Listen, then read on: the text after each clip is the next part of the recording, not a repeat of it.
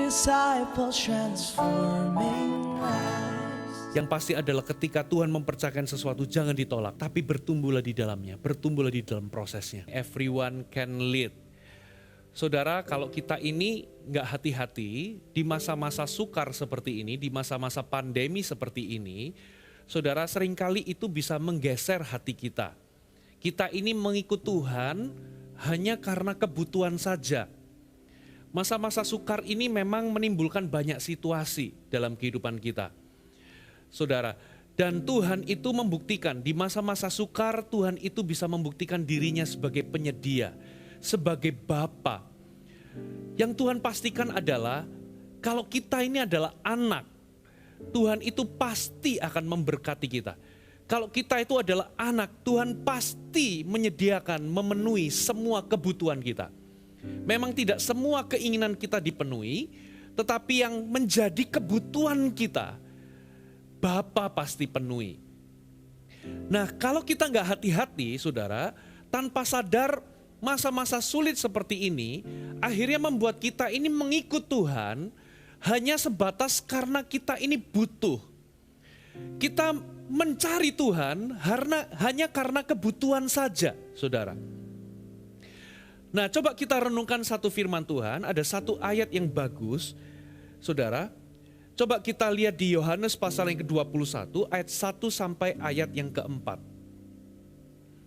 Kemudian Yesus menampakkan diri lagi kepada murid-muridnya di pantai Danau Tiberias. Dan ia menampakkan diri sebagai berikut. Di pantai itu berkumpul Simon Petrus, Thomas yang disebut Didimus, Nathanael dari Kana yang di Galilea, anak-anak Zebedeus, dan 2 orang muridnya yang lain. Kata Simon Petrus kepada mereka, "Aku pergi menangkap ikan." Lalu kata mereka, murid-murid yang lain kepadanya, "Kami pergi juga dengan engkau." Mereka berangkat lalu naik ke perahu, tetapi malam itu mereka tidak menangkap apa-apa. Perhatikan kata-kata tidak menangkap apa-apa. Saudara, jadi mereka itu mengalami krisis. Mereka sudah berusaha, mereka mencoba menangkap ikan, mereka berlabuh, mereka coba menjala ikan, semalam-malaman ternyata mereka tidak menangkap apapun. Situasi yang mereka alami ternyata mungkin di tempat atau di pantai atau di laut yang mereka itu coba tebarkan, ini bukan laut, di Danau Tiberias tempat mereka ingin menjala ikan, situasinya lagi sulit, lagi nggak ada ikan di situ. Sehingga mereka sudah bekerja keras tapi nggak mendapat apapun, saudara. Mungkin ini gambaran dari kondisi kita kurang lebih 1 tahun ini. Masa pandemi ini memang mempengaruhi kita. Ada banyak di antara Anda mungkin saudara sudah bekerja keras tapi nggak mendapatkan apapun. Mungkin ada yang kehilangan pekerjaan, ada masa-masa sulit, ada kondisi-kondisi sulit mungkin di dalam usaha, bisnis atau pekerjaan yang sedang Anda rintis atau Anda geluti. Lalu apa yang terjadi? Coba kita lihat, saudara. Ketika hari mulai siang, Yesus berdiri di pantai, akan tetapi murid-murid itu tidak tahu bahwa itu adalah Yesus. Lalu ayat yang kelima dikatakan, kata Yesus kepada mereka, "Hai anak-anak, adakah kamu mempunyai lauk pauk?" Jadi Yesus ternyata mengajukan permintaan kepada mereka. "Apakah kamu punya lauk pauk untuk bisa aku makan?" Yesus gak ngomong adakah padamu ikan, enggak, tapi lauk pauk lebih spesifik, sesuatu yang Yesus bisa konsumsi.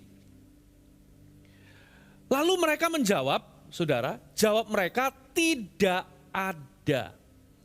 Ini Yesus aneh. Menurut Anda, Yesus tahu gak bahwa mereka itu gak punya apa-apa? Jangankan lauk pauk yang sudah dimasak. Mereka itu berusaha menangkap ikan, mereka gak dapat apapun, saudara. Menurut Anda, apakah Yesus gak tahu? Yesus tahu, saudara. Tapi kenapa Yesus masih meminta kepada mereka lauk pauk?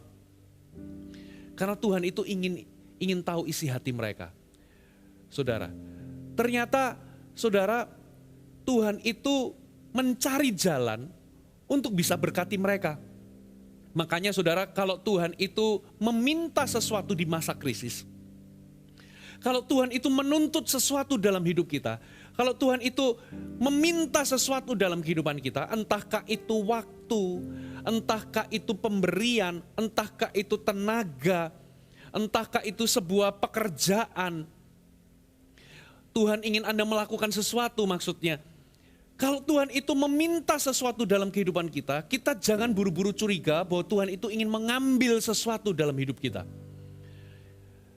Mana buktinya? Coba kita lihat ayat selanjutnya.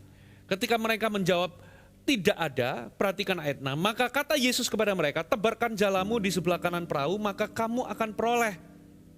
Lalu mereka menebarkannya dan mereka tidak dapat menariknya lagi.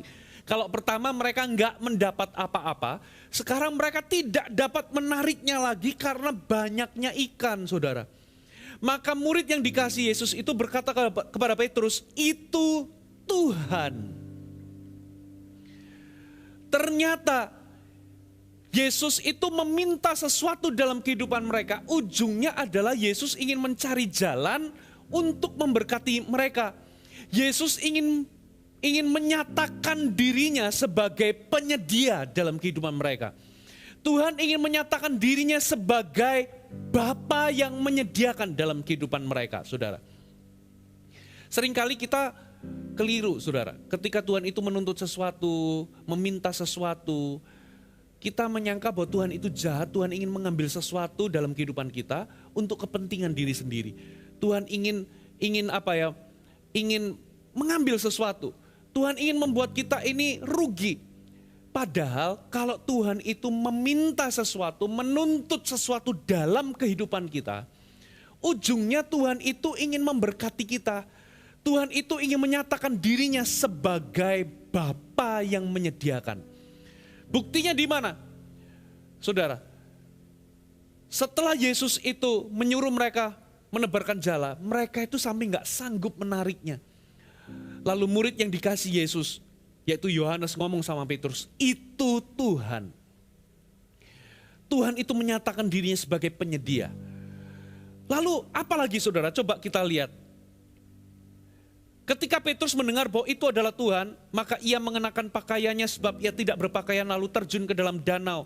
Murid-murid yang lain datang dengan perahu karena mereka tidak jauh dari darat. Hanya kira-kira 200 hasta saja dan mereka menghela jala yang penuh ikan itu. Ketika mereka tiba di darat, jadi mereka itu menghela jala yang penuh ikan itu, lalu waktu mereka tiba di darat, mereka melihat api arang dan di atasnya ikan dan roti.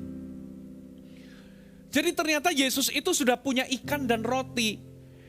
Dan Tuhan menyediakan, bahkan sudah dibakarin, ada api dan arang di situ. Dan di atasnya sudah ada ikan dan roti. Tuhan sediakan buat mereka. Saudara, jadi sebetulnya Tuhan itu nggak ingin mengambil apapun dalam hidup mereka. Tuhan itu malah ingin memberi, ingin memberkati mereka. Buktinya Tuhan itu sudah menyediakan sarapan kepada mereka. Mereka sibuk untuk menangkap berkat yang Tuhan sudah berikan. Waktu mereka sampai di darat, ternyata Yesus sudah masak ikan dan roti, saudara. Jadi ketika Yesus itu minta sesuatu dalam hidup kita, jangan buru-buru kita ini menyangka bahwa Tuhan ingin mengambil sesuatu. Ternyata Tuhan itu mencari jalan untuk memberkati kita. Tuhan itu mencari jalan untuk menyatakan dirinya bahwa di masa krisis, di masa sukar, di masa sulit, Dia adalah Bapa yang setia. Kalau kita ini adalah anak, semua kebutuhan kita pasti Tuhan akan cukupi. Memang gak semua keinginan kita dicukupi, tidak semua keinginan kita dipenuhi, tapi kalau itu kebutuhan kita, pasti Bapa akan penuhi. Katakan amin, saudara. Nah, coba kita lihat ayat selanjutnya ya. Simon Petrus naik ke ayat yang ke-10. Kata Yesus kepada mereka, bawalah beberapa ikan yang baru kamu tangkap itu. Simon Petrus naik ke perahu lalu menghela jala itu ke darat. Penuh ikan-ikan besar, 153 ekor banyaknya. Dan sungguh pun sebanyak itu jala itu tidak koyak. Kata Yesus kepada mereka, mari sarapanlah. Tidak ada di antara murid-murid itu yang berani bertanya kepadanya, siapakah engkau? Sebab mereka tahu bahwa Ia adalah Tuhan. Yesus maju ke depan mengambil roti dan memberikannya kepada mereka, demikian juga ikan itu. Itulah ketiga kalinya Yesus menampakkan diri kepada murid-muridnya sesudah ia bangkit dari antara orang mati. Ya, setelah Yesus itu sediakan api dan arang di darat, saudara, di atasnya ada ikan dan roti, Yesus menyuruh Simon Petrus untuk bawa beberapa ikan yang kamu tangkap itu, bawa. Tujuannya apa, saudara? Ketika dibawa, lalu Simon Petrus itu mendapati jumlahnya 153. Nah, angka 153 ekor banyaknya ini punya arti, saudara. Angka 153 itu kalau diucapkan, saudara, artinya itu sama dengan atau pelafalannya itu sama dengan bunyi aku adalah Tuhan atau Ani Elohim. Gampangannya seperti ini, orang Chinese ya, itu kalau menyebut angka 4 secara pelafalan itu bisa dua arti. Angka 4 atau artinya mati. Begitu pula dengan penyebutan atau pelafalan angka 8 ketika disebutkan itu bisa punya dua arti pelafalannya. Bisa angka 8 atau keberuntungan. Makanya orang Chinese suka angka 8 dan gak suka angka 4. Kalau pemilik gedungnya itu adalah, kalau misalnya orang Chinese punya gedung, biasanya kalau lift ya biasanya dihindari angka 4, biasanya diganti 3A. Kalau dia punya apartemen, maka biasanya nggak ada lantai 4, diganti 3A. Karena apa? Karena kalau itu dilafalkan artinya seperti mati gitu. Nah, 153 itu ketika disebutkan, saudara, lafalnya itu seperti aku adalah Tuhan bunyinya. Ani Elohim. Nah, itulah sebabnya mereka nggak berani bertanya lagi siapa dia, karena mereka tahu bahwa itu adalah Tuhan, saudara. Dan Tuhan yang seperti apa? Tuhan yang menyediakan. Makanya ketika itu Tuhan maju ke depan, mengambil roti, memberikannya kepada mereka. Demikian juga ikan itu. Nah, maksudnya apa, saudara? Tuhan ini ingin memberikan sebuah pelajaran. Kalau Tuhan itu meminta sesuatu, meminta lauk pauk dalam hidup kita, meminta sesuatu dalam hidup kita, jangan buru-buru curiga bahwa Tuhan itu ingin mencuri, merampok, atau mengambil sesuatu dalam kehidupan kita. Tapi Tuhan itu ingin menyatakan dirinya, bahwa dia adalah Bapa yang baik dalam hidup kita. Kita ini anak, semua kebutuhan kita akan dipenuhi atau pasti dipenuhi. Nah, tapi ternyata Tuhan itu memenuhi kebutuhan mereka, Tuhan itu mencukupi mereka, mereka gak mendapat apa-apa, lalu Tuhan bikin sarapan. Ternyata di ayat selanjutnya, setelah mereka itu kenyang, saudara, lalu Yesus itu mencurahkan isi hatinya. Coba kita lihat di ayat yang ke-15. Saudara, ini ayat selanjutnya. Tadi kita baca sampai di ayat 14, sekarang coba lihat ayat 15. Sesudah sarapan, katakan sesudah sarapan, jadi Yesus itu memberkati mereka dulu. Yesus membuat mereka kenyang terlebih dahulu. Lalu dikatakan, sesudah sarapan Yesus berkata kepada Simon Petrus, Simon anak Yohanes, apakah engkau mengasihi aku lebih daripada mereka ini? Jawab Petrus kepadanya, benar Tuhan, engkau tahu bahwa aku mengasihi engkau. Kata Yesus kepadanya, gembalakanlah domba-dombaku. Yesus ngomong sama Yohanes, ketika mereka semua sudah kenyang, mereka tahu bahwa itu adalah Yesus. Lalu Yesus itu sharing, dia curhat mengenai beban hatinya, mengenai sesuatu yang membebani hati Yesus. Ia curahkan isi hatinya. Dia tanya pertanyaan yang begitu dalam kepada Simon Petrus. Petrus, apakah engkau mengasihi aku lebih daripada semuanya ini? Lalu jawab Yesus, setelah Simon menjawab, benar Tuhan, aku tahu bahwa engkau mengasihi aku mengasihimu. Setelah itu Yesus jawab, gembalakanlah domba-dombaku. 3 kali Yesus tanya, 3 kali Yesus jawab, gembalakanlah domba-dombaku. Berarti itu sesuatu yang ada dalam hati Yesus. Itu adalah sesuatu yang ada di dalam pikiran Yesus. Itu adalah beban hatinya. Tuhan ingin Simon Petrus kalau memang dia mengasihi aku, please gembalakanlah domba-dombaku. Saudara, Yesus mencurahkan isi hatinya. Saudara, di masa-masa pandemi seperti ini, di masa-masa sukar di akhir zaman ini, hati-hati. Jangan sampai hati kita bergeser, kita mengikut Tuhan hanya karena kita ingin kebutuhan kita terpenuhi. Saudara, jadilah yakin dan pasti kalau Anda adalah anak, kebutuhan Anda pasti dipenuhi. Itulah sebabnya ketika kita ikut Tuhan, kita nggak boleh berhenti hanya sebatas karena kebutuhan.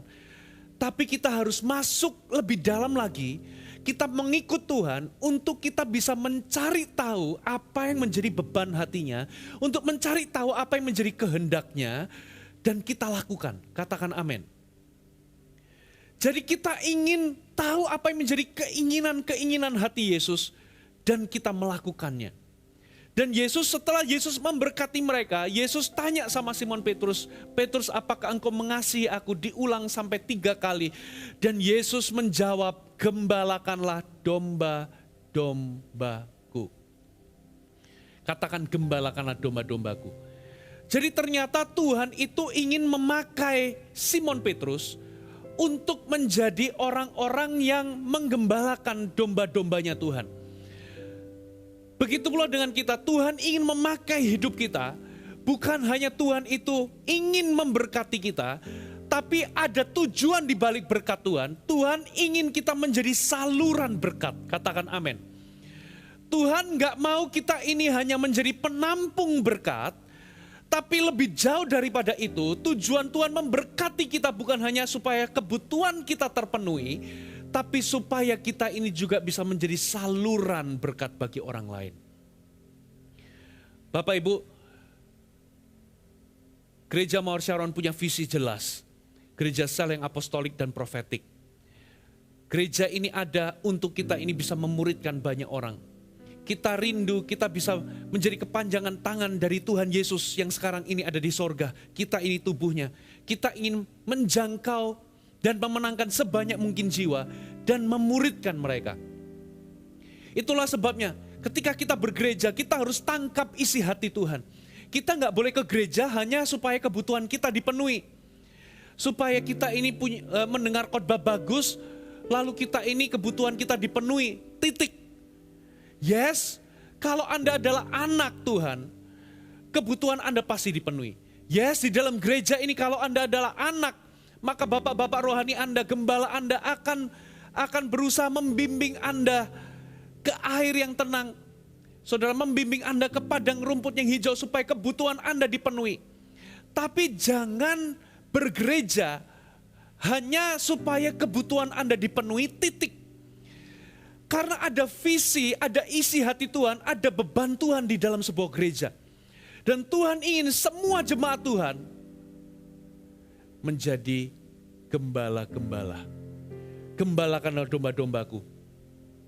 Tuhan tidak ingin, saudara, jemaat hanya menjadi domba yang makan rumput saja. Tapi lebih jauh dari itu, Tuhan ingin semua jemaat itu menjadi gembala-gembala, menjadi pemimpin-pemimpin yang mengembalakan domba-domba Tuhan yang lain. Katakan amin. Saudara, jadi ini adalah sebuah hak istimewa. Kalau Tuhan itu memilih kita, Tuhan itu menunjuk kita untuk kita ini bisa memenangkan jiwa, untuk kita ini bisa menjadi pemimpin, itu adalah privilege, itu adalah hak istimewa. Karena apa? Karena sebetulnya Tuhan itu gak pernah kekurangan orang. Untuk bisa memenangkan dunia ini, sebetulnya Tuhan itu bisa pakai malaikat. Untuk membuat seluruh dunia ini percaya bahwa Yesus adalah Tuhan, Tuhan itu bisa pakai malaikat. Gak kurang-kurang malaikat di sorga. Malaikat di sorga itu jumlahnya besar sekali. Bisa jadi lebih banyak jumlahnya malaikat ketimbang manusia. Saudara, Tuhan bisa kirim gak perlu seluruh malaikat turun tangan, satu malaikat aja turun. Saudara, kalau ingin menangkan Indonesia, turun di atasnya bundaran HI, di syuting oleh seluruh stasiun televisi.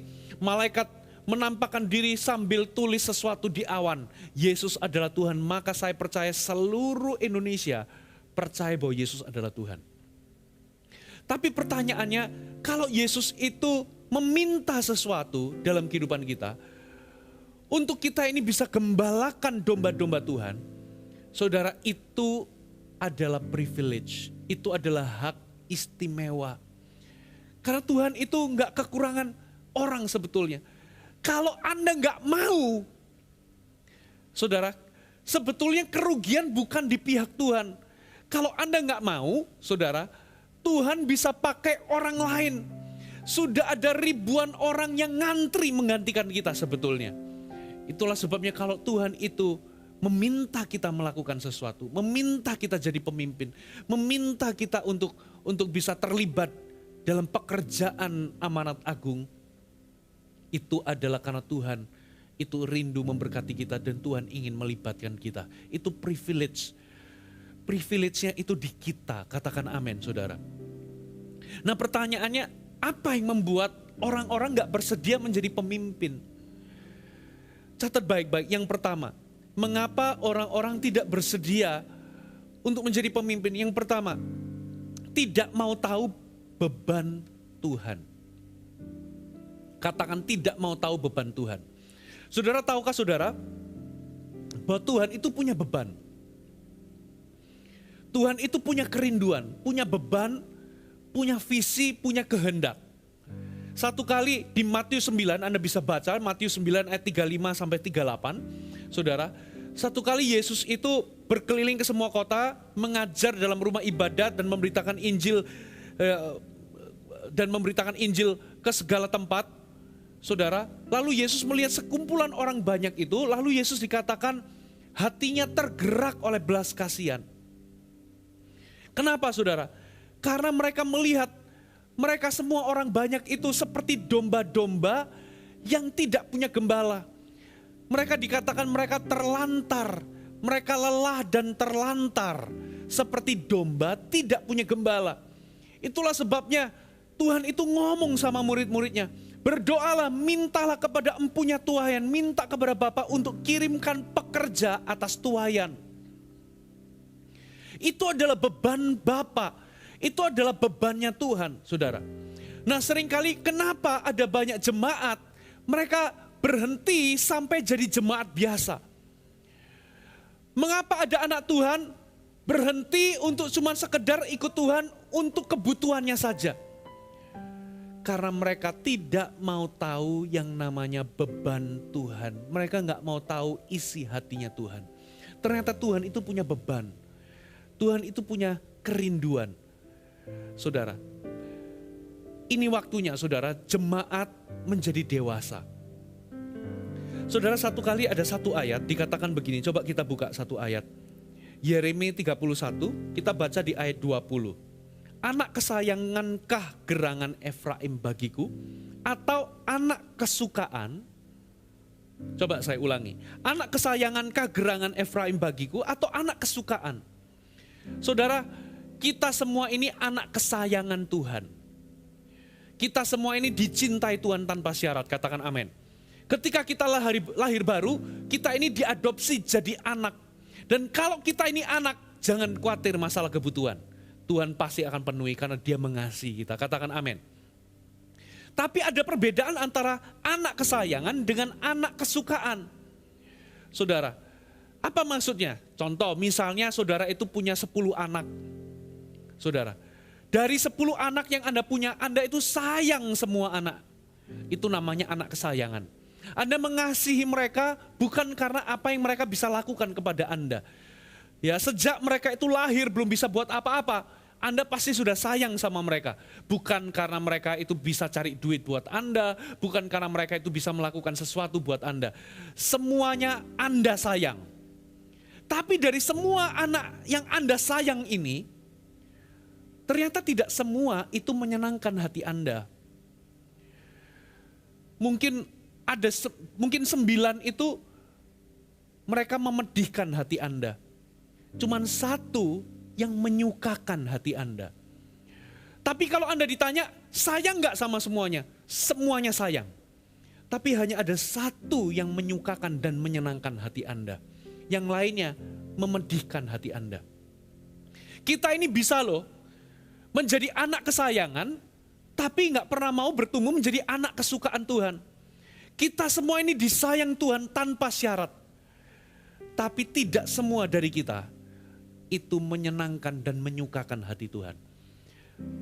Nah, anak Tuhan harus beranjak menjadi anak Tuhan yang dewasa. Anak kecil itu fokusnya cuma satu, saudara. Anak kecil itu fokusnya adalah kesenangannya dan kebutuhannya. Ya, jadi orientasi dari anak kecil, dunia anak kecil itu satu, yaitu dirinya, kesenangannya, kebutuhannya. Tapi anak yang beranjak dewasa, anak itu akan belajar untuk memahami, menyelami, orang tuaku ini punya beban apa ya? Kalau orang tuaku ini punya masalah, apa yang aku bisa lakukan untuk membantu orang tuaku? Orang tuaku ini keinginannya apa ya? Punya masalah apa ya? Punya isi hati apa ya? Beban hati apa ya? Apa yang aku bisa berikan? Apa yang aku bisa lakukan untuk orang tuaku? Begitu pula dengan orang Kristen. Saudara, orang Kristen yang beranjak dewasa, dia akan berusaha mencari tahu apa yang menyenangkan hati Tuhannya. Makanya orang Kristen yang menyukakan hati Tuhan itu kreatif. Saudara, dia peduli dengan apa yang menjadi beban bapaknya. Saudara, dan dia menjadi kreatif. Gimana caranya aku bisa menyenangkan dan menyukakan hati bapak? Kalau anak kecil, dia gak peduli sama yang namanya beban bapak. Nah, ternyata Yesus itu punya beban. Hatinya itu robek. Hatinya itu tumpah karena belas kasihan. Ketika dia melihat kalau ada orang-orang itu kondisi rohaninya lelah dan terlantar karena mereka gak punya pemimpin, karena mereka gak punya gembala. Itu bebannya Tuhan. Saya mengajak seluruh jemaat gereja Mawar Sharon, kalau Anda, siapapun Anda yang dengarkan firman Tuhan ini, mari kita berhenti hanya menjadi anak kecil, tapi kita bertumbuh menjadi dewasa. Anak Tuhan yang dewasa itu mau peduli dengan beban Bapa, mau peduli dengan kerinduan dan isi hati Bapa.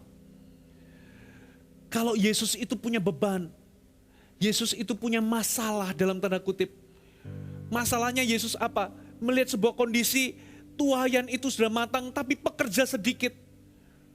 Itu masalahnya Yesus dalam tanda kutip. Itu bebannya Yesus. Maukah Anda, saudara, hari ini memutuskan untuk, Tuhan, aku mau menyenangkan hatimu. Aku mau bertumbuh menjadi anak kesukaan. Anak yang menyukakan hati Tuhan. Kenapa ada banyak jemaat yang tidak mau jadi pemimpin? Simple, karena mereka tidak mau peduli dengan beban Bapa. Saudara, untuk menjadi anak kesukaan butuh kepedulian, butuh kreativitas. Gimana caranya aku ini bisa senangkan hati Tuhan? Katakan amin, saudara. Yang kedua, alasan mengapa jemaat tidak mau jadi pemimpin. Coba kita lihat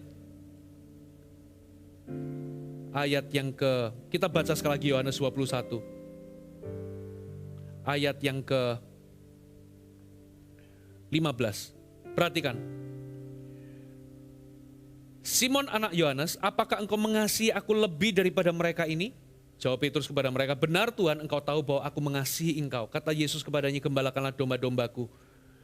Kata Yesus pula kepadanya untuk kedua kalinya, Simon anak Yohanes, apakah engkau mengasihi aku? Jawab Petrus, benar Tuhan, engkau tahu bahwa aku mengasihi engkau. Kata Yesus kepadanya, gembalakanlah domba-dombaku. Kata Yesus kepadanya untuk ketiga kalinya, perhatikan.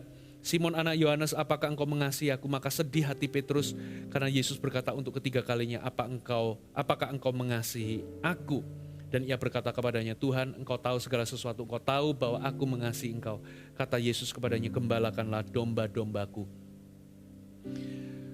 Alasan kedua kenapa orang tidak mau jadi pemimpin adalah merasa insignificant, merasa kecil, merasa nggak layak, merasa nggak bisa. Saudara, merasa insignifikan, merasa nggak signifikan. Yesus itu tanya, Simon, apakah engkau mengasihi aku? Kalau Anda baca di bahasa asli, itu pakai kata agape. Simon, apakah engkau agape kepadaku? Lalu Simon menjawab, Tuhan, engkau tahu bahwa aku mengasihimu. Kata mengasihimu itu ternyata bukan pakai kata agape, tapi pakai kata philea. Jadi Yesus itu pakai kata, apakah engkau agape kepadaku? Ternyata Simon hanya bisa menjawab, Tuhan, engkau tahu segala sesuatu, aku philea dengan engkau. Agape itu adalah kasih penuh pengorbanan, kasih yang sempurna. Sedangkan Simon Petrus hanya bisa menjawab dengan kasih philea. Lalu Tuhan tanya, apakah engkau agape dengan aku? Tuhan, engkau tahu aku philea dengan engkau. Yang ketiga, Tuhan jawab, Simon, apakah engkau philea? Ternyata Tuhan menurunkan standarnya. Lalu di situ terharulah hati Petrus. Dia menangis, Tuhan, engkau tahu bahwa aku philea. Banyak di antara Anda menolak menjadi pemimpin karena Anda merasa bahwa Anda kurang sempurna. Aku ini masih philea sama Tuhan. Aku belum di titik mengasihi Tuhan dengan kasih agape. Anda merasa nggak signifikan. Tapi kebenarannya adalah Yesus tetap berkata kepada Petrus, gembalakanlah domba-dombaku. Ternyata panggilan ini bukan panggilan untuk orang yang sudah sempurna. Saudara, ada beberapa orang gak mau jadi pemimpin karena merasa aku gak punya karunia. Kebenarannya adalah semua orang minimal dikasih satu karunia. Gunakan satu karunia itu. Sekalipun Anda punya satu, gak dua, gak lima, gak 10 seperti orang lain. Tapi satu karunia pun cukup. Karena kebenarannya masing-masing minimal dikasih Tuhan satu. Tuhan, aku belum siap. Saudara, yang Tuhan mau adalah kesediaan. Ketika Anda mau, maka Tuhan akan mempersiapkan dirimu.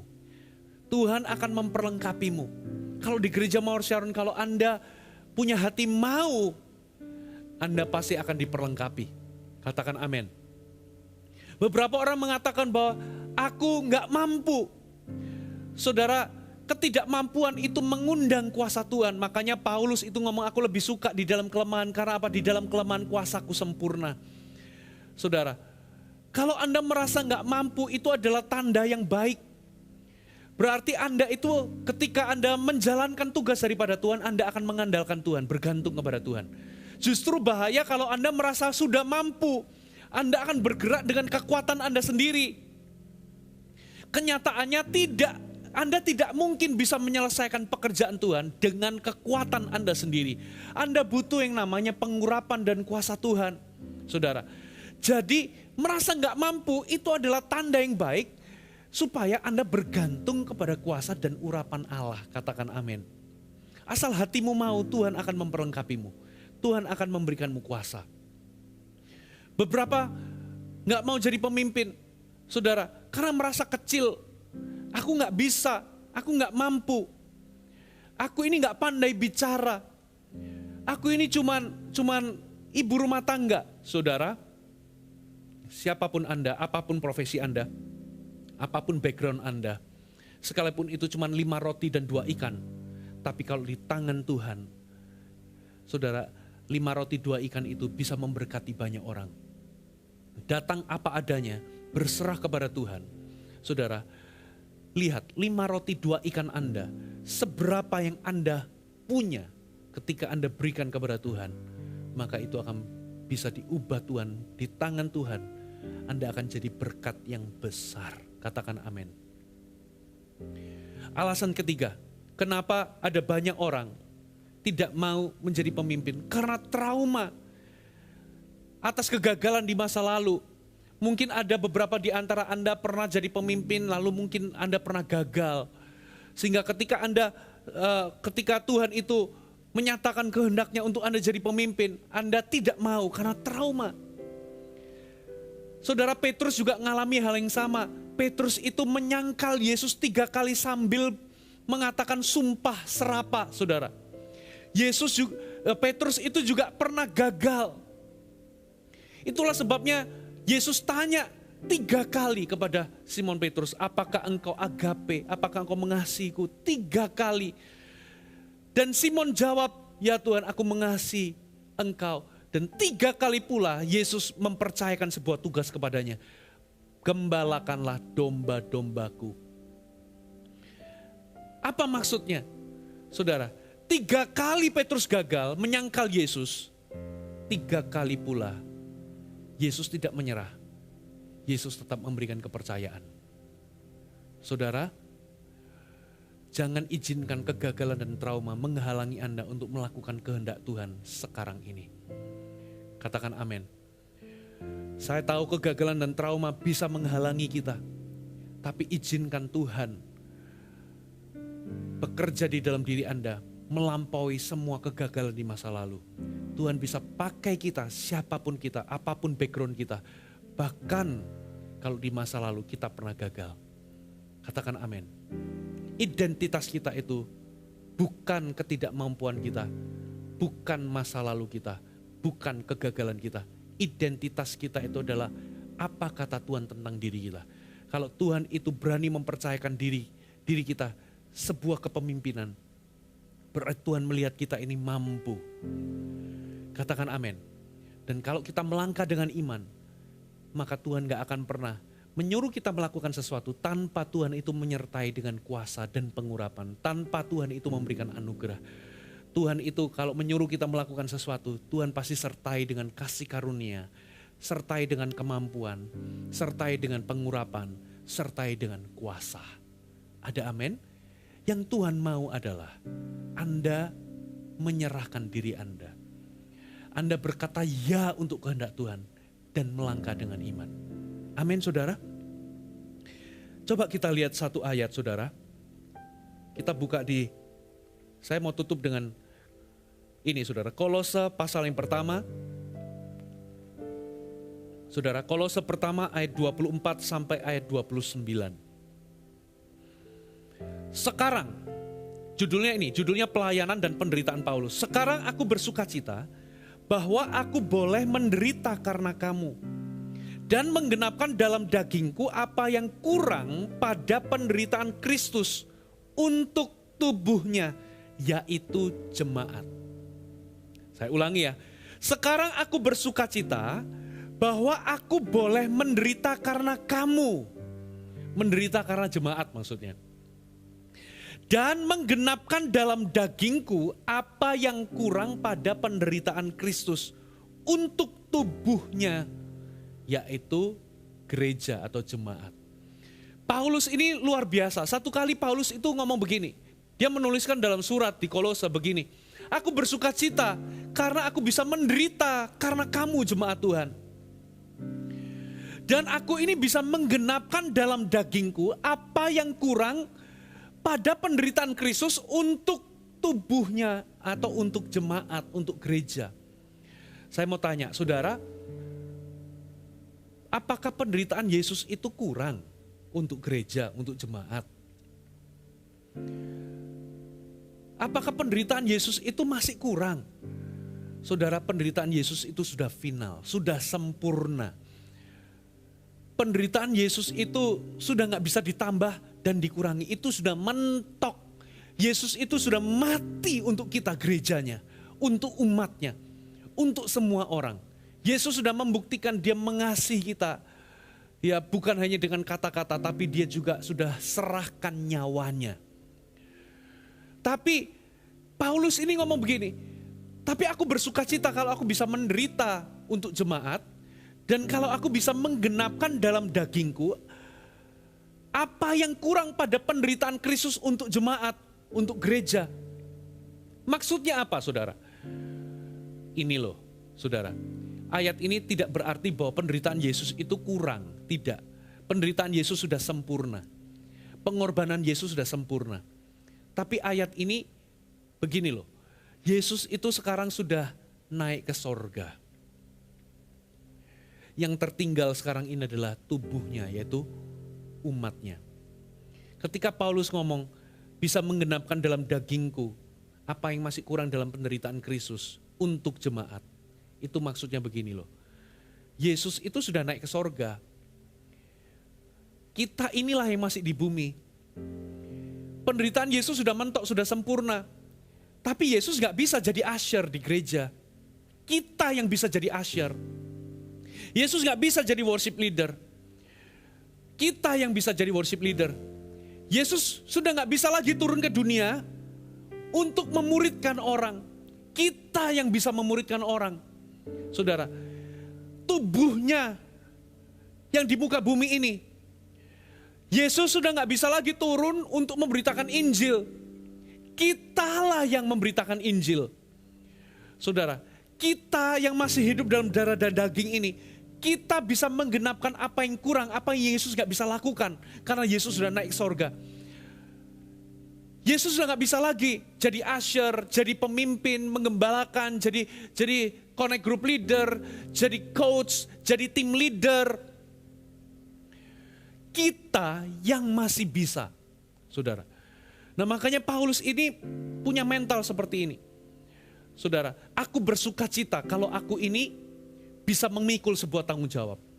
Makanya posisi kepemimpinan, saudara, posisi kepemimpinan itu spesial di hati Tuhan. Kenapa? Catat baik-baik. Yang pertama, karena posisi kepemimpinan adalah posisi di mana Anda memikul tanggung jawab. Menjadi pemimpin itu bukan untuk supaya saudara disanjung-sanjung, bukan supaya orang itu bisa mengakui Anda sebagai pemimpin, punya posisi dan punya jabatan. Tidak, posisi kepemimpinan itu spesial di mata Tuhan, karena dengan menjadi pemimpin, Anda itu bisa menggenapkan apa yang kurang dari penderitaan Kristus.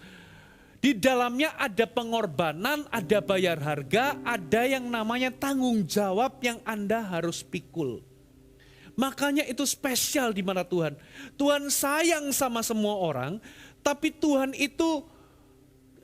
di mata Tuhan pemimpin itu spesial karena itu adalah posisi di mana Anda berkorban, memikul tanggung jawab, dan posisi di mana Anda bayar harga. Jadi pemimpin itu bukan supaya Anda bisa dilayani. Jadi pemimpin itu adalah posisi di mana Anda melayani. Katakan amin. Saudara, coba kita lihat ayat selanjutnya. Ayat 25, aku telah menjadi pelayan jemaat itu sesuai dengan tugas. Perhatikan, pelayan sesuai dengan tugas. Pelayan jemaat sesuai dengan tugas. Yang dipercayakan Allah kepadaku untuk meneruskan firman-Nya dengan sepenuhnya kepada kamu. Yaitu rahasia yang tersembunyi dari abad ke abad, dari turunan ke turunan, tapi yang sekarang dinyatakan kepada orang-orang kudusnya. Kepada mereka Allah mau memberitahukan betapa kaya mulianya rahasia itu di antara bangsa-bangsa lain, yaitu Kristus ada di tengah-tengah kamu. Kristus yang adalah pengharapan akan kemuliaan. Dialah yang kami beritakan apabila tiap-tiap orang kami nasihati, tiap-tiap orang kami ajari dalam segala hikmat untuk memimpin, katakan memimpin, tiap-tiap orang kepada kesempurnaan dalam Kristus. Coba lingkari kata-kata ini saudara. Pelayan jemaat sesuai dengan tugas untuk memimpin tiap-tiap orang kepada kesempurnaan dalam Kristus. Yang kedua, posisi kepemimpinan itu kenapa spesial di hati Tuhan? Karena yang kedua, posisi kepemimpinan adalah posisi kehambaan. Yang pertama adalah posisi di mana Anda memikul tanggung jawab, ada pengorbanan dan bayar harga di situ. Yang kedua adalah kepemimpinan itu adalah posisi kehambaan. Dikatakan Paulus ngomong begini, aku telah menjadi pelayan jemaat. Kepemimpinan di mata Tuhan beda dengan kepemimpinan di mata dunia.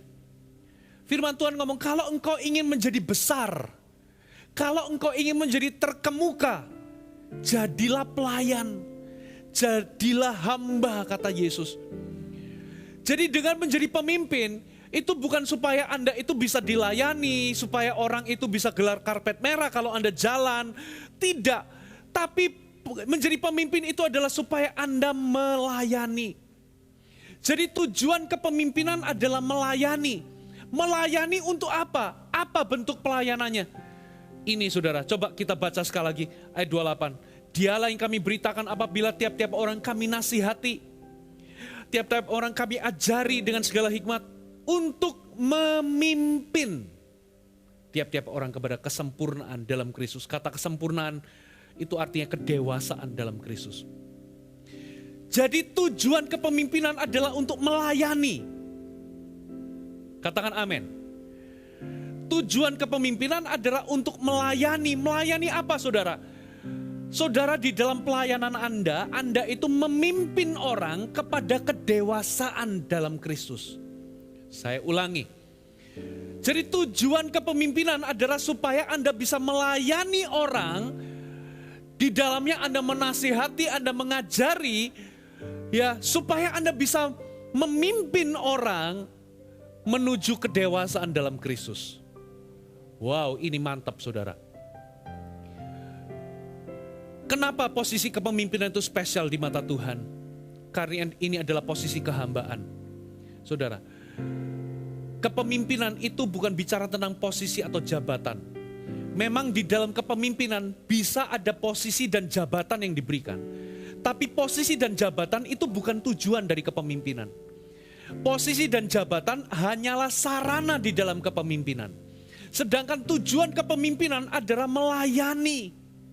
Melayani supaya Anda bisa memimpin orang. Di dalam pelayanan tersebut Anda itu bisa memimpin orang menuju kedewasaan dalam Kristus. Jadi jabatan, posisi hanyalah sarana supaya Anda bisa melayani orang, memimpin orang menuju kedewasaan di dalam Kristus. Saudara, jadi tugas kita ini adalah pelayan jemaat yang dikasih tugas sama Tuhan. Job desk kita, tugas kita. Jadi pelayan jemaat sesuai dengan tugas. Jadi job desk kita, tugas kita adalah kita ini memimpin orang semakin dewasa di dalam Kristus. Dimulai dari kita memenangkan jiwa, memuridkan mereka, menasihati mereka, mengajari mereka. Ujungnya supaya Anda bisa memimpin mereka bertumbuh semakin dewasa di dalam Kristus. Itulah tujuan kepemimpinan. Dan guess what? Di dalamnya ada berkat luar biasa. Ketika Anda menjadi pemimpin, ketika Anda memimpin orang menuju kedewasaan, Anda sendiri akan semakin bertumbuh makin dewasa. Anda akan mengalami pertumbuhan 2 kali lipat ketika Anda memimpin orang menuju kedewasaan. Kenapa saudara? Karena Anda dituntut untuk menjadi teladan. Karena Anda dituntut untuk apa saudara? Menjadi pelaku firman terlebih dahulu. Anda gak mungkin memimpin orang kepada kedewasaan kalau Anda masih memegang sifat kekanak-kanaan. Anda gak mungkin memimpin orang menuju pertumbuhan kalau Anda sendiri stagnasi dan berhenti bertumbuh. Anda gak mungkin bisa bertumbuh, Anda gak mungkin bisa memimpin orang untuk hidup kudus kalau hari ini Anda tidak memutuskan untuk hidup kudus. Anda gak bisa memimpin orang untuk taat kepada Tuhan kalau Anda masih hidup di dalam ketidaktaatan. Makanya orang yang memutuskan untuk menjadi pemimpin, dia akan bertumbuh 2 kali lipat, saudara. Kenapa saudara? Karena dia dituntut terlebih dahulu untuk menjadi pelaku firman. Ini berkat luar biasa saudara. Jangan hindari. Saudara, bukan berarti Anda harus jadi orang sempurna, tidak. Saudara, kita bertumbuh along the way. Kita ini bertumbuh step by step. Yang pasti adalah ketika Tuhan mempercayakan sesuatu jangan ditolak. Tapi bertumbuhlah di dalamnya, bertumbuhlah di dalam prosesnya. Yang terakhir saudara, kenapa jadi pemimpin itu spesial di hati Tuhan? Yang pertama, karena itu adalah posisi Anda memikul tanggung jawab. Yang kedua, ini adalah posisi kehambaan. Yang ketiga, yang terakhir, karena kepemimpinan itu adalah posisi pengurapan. Coba kita baca ayatnya. Ayat 29, perhatikan. Itulah yang kuusahakan dan kupergumulkan. Nah ini job desk-nya pemimpin. Mengusahakan dan mempergumulkan supaya orang itu semakin sempurna atau semakin dewasa dalam Kristus. Nah Paulus ngomong, itulah yang kuusahakan dan kupergumulkan dengan segala tenaga sesuai dengan kuasanya yang bekerja dengan kuat di dalam aku. Saudara, dengan segala tenaga sesuai dengan kuasanya yang bekerja di dalam diriku, kata Paulus, dengan kuat. Sesuai dengan kuasa yang bekerja dengan kuat di dalamku. Jadi ternyata ada yang namanya tanggung jawab Paulus, yaitu bekerja keras. Tapi ternyata Paulus itu gak bekerja keras dengan kekuatan sendiri. Ternyata Alkitab katakan sesuai dengan kuasa yang bekerja dengan kuat di dalam diriku. Berarti ada pengurapan Allah. Ada kuasa Allah yang menyertai. Saudara, ketika Anda menjadi pemimpin, itu adalah posisi di mana Anda diurapi. Makanya jangan main-main dengan hidup ini, saudara. Kalau hari ini Anda adalah seorang jemaat atau seseorang yang berada di bawah kepemimpinan seseorang, saudara, hati-hati. Ya, jangan main-main dengan orang yang ada di atas Anda. Maksudnya jangan main-main itu adalah jangan menjama orang yang diurapi Tuhan. Daud itu pernah ada dalam posisi di mana Saul sebagai pimpinannya itu bertindak dengan tidak adil kepada dia. Mencoba membunuh Daud. Ada 2 kali kesempatan di mana Daud itu punya kesempatan untuk bisa membunuh Saul. Tapi Alkitab katakan bahwa Daud itu tidak menyentuh Saul, tidak membunuh Saul. Yang dia lakukan hanyalah dia memotong punca jubahnya Saul. Itu pun dia lakukan, waktu dia melakukannya itu dikatakan, aku ini bergetar. Karena dia takut, jangan sampai tanganku ini menyentuh orang yang diurapi Tuhan. Sikap kita kepada orang yang di atas kita itu penting, saudara. Orang-orang di atas kita mungkin gak sempurna, mereka bisa buat salah kepada kita, tapi sikap yang benar itu penting. Karena apa? Di dalam kepemimpinan itu ada pengurapan Allah. Tapi kalau kita ini adalah seorang pemimpin, kita juga harus hati-hati. Karena ada urapan Allah dalam diri kita. Hati-hati dengan hidup kita. Hati-hati dengan yang namanya uang, harta. Hati-hati dengan yang namanya kekuasaan. Jangan memimpin semena-mena. Jangan memimpin untuk mencari keuntungan diri sendiri. Jangan memimpin untuk memanipulasi atau untuk berlagak seolah-olah ingin memerintah, ingin menjadi bos, menjadi tuan atas orang-orang yang dipercayakan kepada kita. Jangan, saudara. Hati-hati dengan yang namanya tahta, harta tahta. Yang terakhir, hati-hati dengan yang namanya seksualitas. Saudara, jaga hidup Anda kalau Anda adalah pria, sudah menikah dan ada orang konseling. Saudara harus ajak pasangan Anda. Jangan konseling dengan lawan jenis, sendirian di ruangan tertutup. Termasuk yang single, ajaklah rekan Anda yang lain. Hati-hati dengan yang namanya hubungan-hubungan yang tidak sehat. Kenapa kita harus hati-hati? Hati-hati dengan hidup kita, hati-hati dengan uang, hati-hati dengan kepemimpinan kita. Jangan sampai karena kita ingin memerintah, ingin memanipulasi, ingin mencari keuntungan dalam kepemimpinan. Hati-hati juga dengan hubungan-hubungan kita. Kenapa kita harus hati-hati? Karena ada pengurapan Allah di dalam hidup Anda. Coba lihat, ketika Saul itu semena-mena kepada Daud, ketika Saul itu hidup di luar kehendak Tuhan, lihat pengurapan itu sendiri yang menentang Saul. Dan di ujungnya Tuhan sendiri yang menyingkirkan Saul. Jadi posisi kepemimpinan itu posisi yang spesial di mana Tuhan. Kenapa saudara? Karena itu bicara soal pengurapan. Ketika Anda ditunjuk sesuatu, ada urapan Allah. Ketika Anda ditunjuk, dipercayakan sebuah posisi atau jabatan untuk menggembalakan, untuk memuridkan, untuk menjadi pemimpin. Kita gak boleh main-main dengan hidup ini. Kita harus hati-hati dengan sikap kita terhadap orang yang di atas kita. Mereka bisa aja salah, tapi kita gak boleh punya sikap yang salah. Tapi kita juga kalau jadi pemimpin kita harus juga hati-hati dengan kepemimpinan kita.